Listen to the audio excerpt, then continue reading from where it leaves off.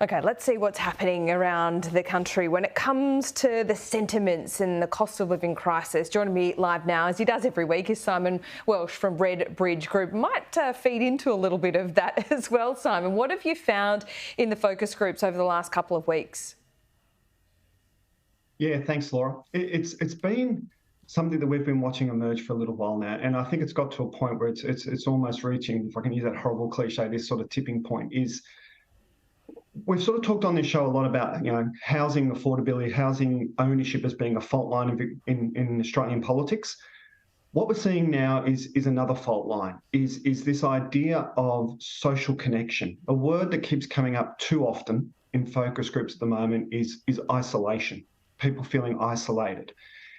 It's something that started in COVID, with obviously, with border lockdowns and these sorts of things that sort of enforced this separation of people from their friends and their family networks and these sorts of things. But it's not healed.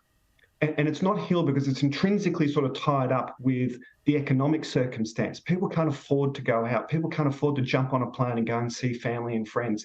It's also tied up with the housing attainability sort of issues as well. People to be able to afford homes are having to move away from their networks, move away from where family and friends are, out to more affordable areas. All these things are in this mix. And what we're seeing is this real sort of schism for folk who feel disconnected from family, they feel disconnected from friends, they're feeling, as they say in the groups, isolated.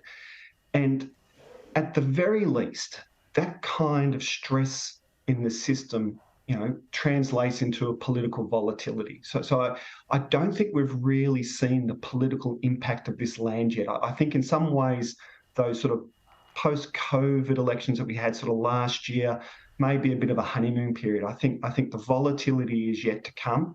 And if you've got large swathes of the electorate that feel like their lives are meaningfully diminished, someone's going to have to pay for the price for that. And I think we're looking at a sort of a political kind of mess over the coming elections. I don't think either of the major parties are well positioned to pick this up. I think this sort of creates a volatility that sprays across sort of the political spectrum. But there is a real sense of sort of desperation for a lot of people out there who feel economically stressed, and now they feel sort of isolated from family, friends. They don't have those support networks around them. Yeah, right. So isolated and lonely, that's never a good place to be. And I think that is, as you say, difficult politically to deal with in any meaningful and expedited way. I was just talking to Cameron Dick about Queensland and what's happening there with Anastasia Palaszczuk.